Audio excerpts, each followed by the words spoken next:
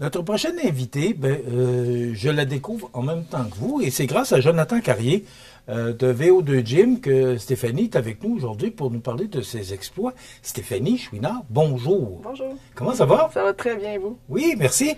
Stéphanie, récemment, vous avez fait le 100 km All Ultra. Qu'est-ce que c'est exactement que le All Ultra? Dans le fond, c'est une course sous forme de boucle. On appelle ça une backyard, mais en fait, à chaque heure de la journée, il faut faire une boucle de 6,7 km. Donc, on a 1 heure pour compléter la boucle. Si on la complète pas, on est éliminé. Puis c'est ça, le temps qu'on a entre le début de l'heure et la fin de l'heure, si on la complète plus rapidement, c'est pour se reposer, pour manger et se préparer pour le prochain départ. On arrête combien de temps? Tout dépendant de la vitesse qu'on fait la boucle. Donc, on a 1 heure pour la faire. Moi, je la faisais environ 40 minutes. Donc, j'avais 20 minutes pour me reposer, mais je devais être prête pour le prochain départ, sinon j'étais éliminée. OK. Et c'est combien de boucles? Pour faire un 100 km, dans le fond, on avait 15 boucles à faire. C'était un maximum. Le temps était de 15 heures. Donc, on avait 15 boucles à compléter pour faire 100 km. OK. Et ça c'est tout en même temps, là. C'est les 15 heures d'affilée, là. Oui, c'est ça. Dans le fond, à 8 heures le matin, il y a un premier départ. Puis, on fait notre première boucle. À 9 heures, il y a le départ suivant, à 10 heures, jusqu'à 22 heures le soir. Donc, pour donner un total de 15 boucles. Comment on est rendu à 22 heures le soir? On est rendu fatigué. Mentalement, c'est difficile. Le corps commence à être fatigué aussi, mais on est quand même bien. On a eu une super belle journée aussi. Ça a aidé beaucoup. La température était de notre côté. Fait que c'était vraiment plaisant. Mais est-ce que, parce que tu mentionnais que tu avais une vingtaine de minutes pour te reposer, oui. Parce que probablement qu'au début, tu le fais plus rapidement, et vers la fin, est-ce que tu as encore 20 minutes ou il reste 2-3 minutes pour te reposer? Oui, à la fin, j'ai ralenti un petit peu, puis la stratégie, c'est aussi de le faire le plus lentement possible pour économiser l'énergie, pour l'avoir jusqu'à la fin. Mais moi, j'étais un peu moins habituée à cette formule-là, fait que je le faisais quand même rapidement. Mais oui, à la fin, j'avais un 10-15 minutes là, de repos. J'allais un peu plus tranquille pour être capable de compléter. Là, au début, je pensais pas faire 100 km en m'inscrivant, mais finalement, ça s'est bien passé. Puis je me suis rendu au bout. Fait que je l'ai fait. C'est quand même un bel exploit. Qu'est-ce qui t'a... D'ailleurs, tu as reçu la mention DNF. Qu'est-ce que c'est la mention DNF? En fait, c'est... tout le monde DNF, sauf la dernière personne qui termine. C'est quoi DNF? C'est Did Not Finish. Ça veut dire que t'as pas complété, mais en fait, j'ai complété les 100 km, c'est juste que j'ai pas fini la première. La formule backyard est un peu particulière, il y a un gagnant. Donc, c'est la première femme qui a gagné et le premier homme qui est rentré de la dernière boucle. Dans le fond, ce qui compte, c'est la dernière boucle. Il faut la faire le plus rapidement possible. Sauf qu'on a déjà 100 km dans les jambes. Fait que c'est un peu plus difficile. Moi, j'étais un peu fatiguée. J'ai fini 4e de toutes les femmes. Ce qui est quand même bien. Quand même, c'est un bel exploit. Quand même bien. Sur combien? Les femmes, je sais pas on était combien, mais en tout, on était 34 à faire le 100 km à la fin. J'ai fini de 4e dans les femmes. Fait que ça c'est quand même bien passé. C'est digne de mention. Oui, quand même. Qu'est-ce qui te motive, Stéphanie, à faire de la course? Parce que tu fais pas que de la course, parce que tu fais aussi, dans les notes, de la nage, du vélo. Qu'est-ce qui te motive à faire autant d'activités sportives?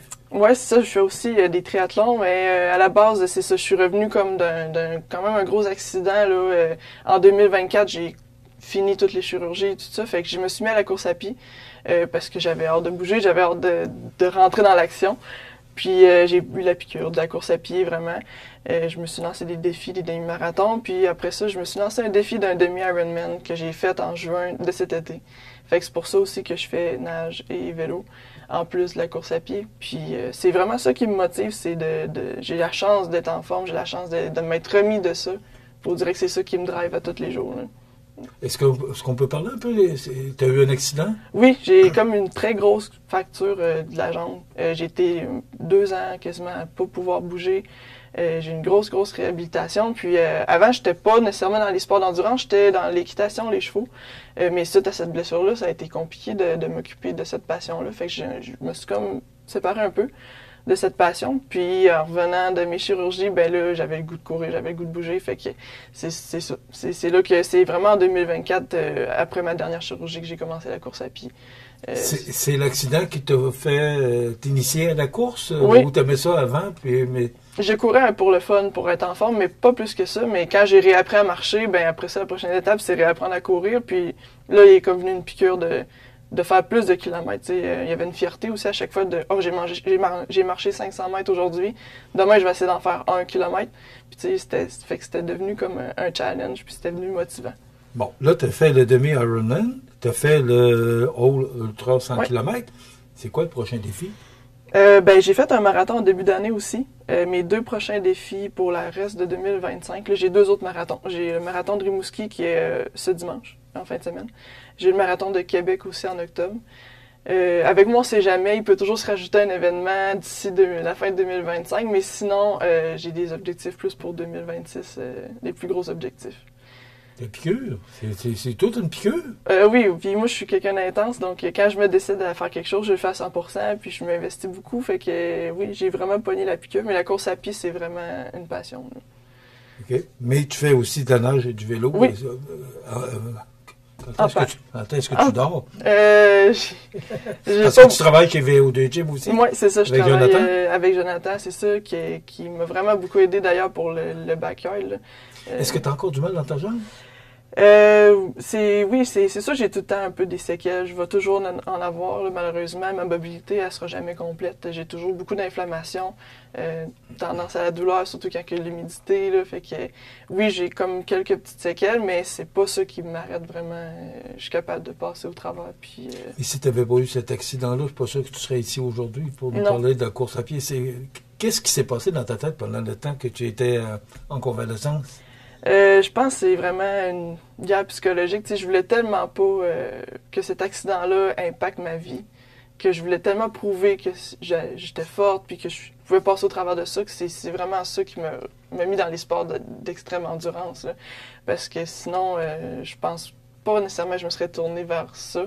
Mais je voulais vraiment montrer que c'est pas parce qu'on vivait un accident ou qu'on avait des épreuves dans la vie que ça pouvait nous empêcher de faire des grandes choses comme des demi-Ironman, des marathons. Puis tu sais, même courir un 5, un 10 km, c'est quand même un exploit. Là. Faut pas banaliser non plus, mais c'est ça. Je voulais prouver, je pense que faut jamais se laisser arrêter par ces épreuves-là. C'était pour toi déterminant? Oui. Oui, vraiment. Belle expérience. Une belle expérience. Pas l'accident. C'est le côté positif je trouve ça positif ce que tu racontes. C'est ça la situation. Il n'y avait rien de beau là-dedans. Là. J'ai eu vraiment beaucoup de douleurs, beaucoup de chirurgie, etc. Mais je serais pas ici, effectivement, si ça serait pas arrivé. Donc, c'est le positif. Puis, je suis vraiment en santé aujourd'hui. J'ai presque plus de limitations suite à ça. Donc, c'est comme pour montrer aussi qu'on peut s'en sortir, même si au début j'étais découragée un peu. Oui, je comprends. Tu travailles chez VO2 Gym? Oui. Tu fais quoi comme travail? Actuellement, je suis à l'accueil. Dans le fond, j'accueille les clients, je fais les abonnements, je prends soin du gym aussi.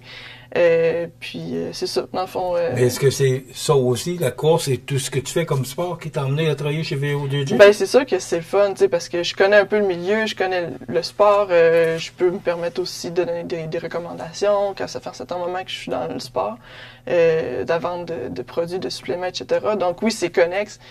Je peux relier un peu ma passion extérieure avec ma passion au travail. Je peux comme faire une pierre deux coups. C'est le fun. Je suis proche quand je veux m'entraîner aussi. C'est pas compliqué. Fait que oui, c'est un peu ça qui m'a amené là pour travailler au gym. Ouais.